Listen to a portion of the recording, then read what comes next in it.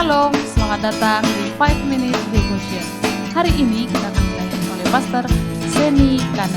Sebelum mendengarkan firman Tuhan, terlebih dahulu mari kita berdoa.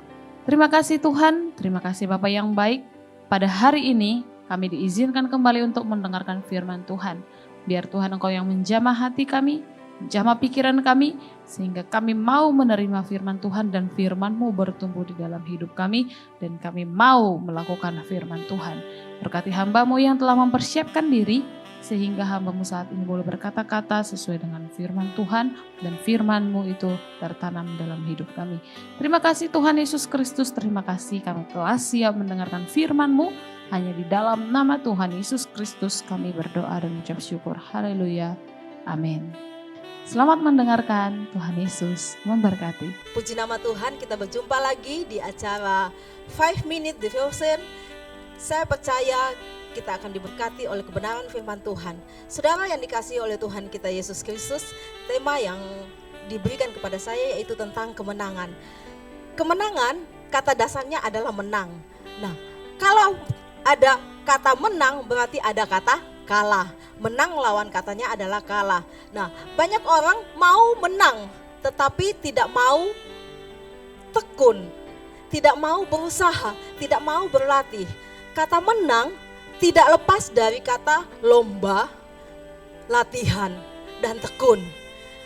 Kalau beberapa waktu yang lalu kita sudah melihat bagaimana euforianya kemarin dan kemarin lagi ya, kemarin lusa. Wow, penyambutan para timnas U20 ya, kalau tidak salah. Itu mereka memenangkan, bahkan meraup medali emas, menyabet medali emas, mendapatkan medali emas. Luar biasa saudara, sambutannya luar biasa. Itu orang yang menang.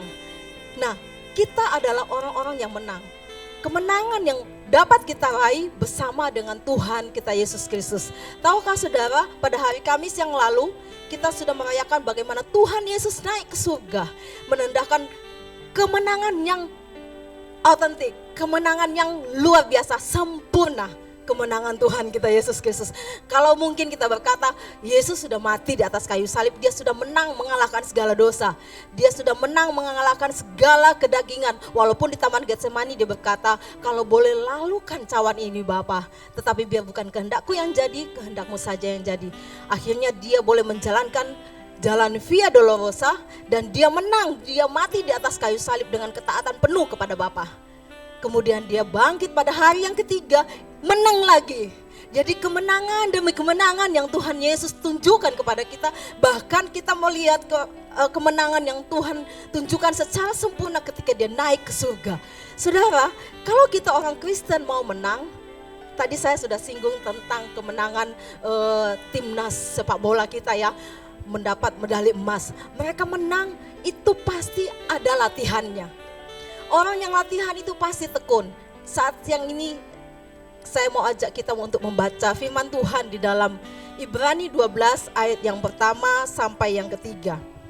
Ibrani 12 saya bacakan, karena kita mempunyai banyak saksi bagaikan awan yang mengelilingi kita. Marilah kita menanggalkan semua beban dan dosa yang begitu merintangi kita, dan berlomba dengan tekun dalam perlombaan yang diwajibkan bagi kita.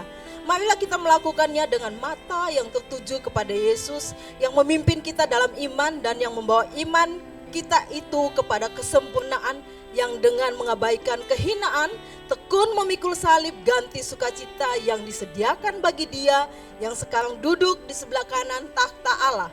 Ingatlah selalu akan Dia yang tekun menanggung bantahan yang sehebat itu terhadap dirinya dari pihak orang-orang berdosa, supaya jangan kamu menjadi lemah dan putus asa.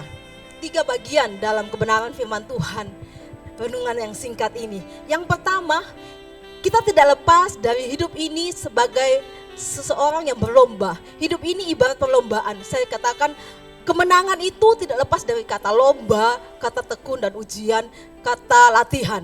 Nah, yang pertama kita harus sadari bahwa kita sedang berlomba. Ada banyak saksi yang melihat kita. Itu sebabnya mari kita mau melakukannya dengan sungguh-sungguh. Yang kedua, dengan iman yang penuh kepada Tuhan, mata yang tertuju kepadanya. Dan yang ketiga, kita tidak boleh putus asa. Yang pertama, kita sadari bahwa hidup kita ada dalam siklus perlombaan. Kita harus tekun, berjuang. Dan yang kedua, kita harus punya iman untuk memiliki mata pandangan hanya tertuju kepada Yesus. Yang ketiga, kita tidak boleh putus asa. Ada banyak tantangan yang kita hadapi, tetapi saya mau sampaikan, jangan putus asa. Pandang Tuhan yang sudah naik ke surga, Dia sudah menang. Kita harus menjadi pemenang. Tuhan Yesus memberkati. Mari kita berdoa. Terima kasih Tuhan Yesus. Biarlah pada kesempatan ini Engkau memberkati semua umat-Mu yang percaya kepadamu untuk terus tekun, untuk terus memiliki pandangan yang tertuju kepadamu, bahkan tidak pernah putus asa, terus giat sampai mencapai kemenangan demi kemenangan yang sudah Engkau berikan itu terus dipelihara. Terpuji nama-Mu Tuhan, kami serahkan semuanya ke dalam tangan-Mu. Engkau memberkati setiap umat-Mu, di dalam nama Tuhan Yesus kami berdoa. Haleluya, amin.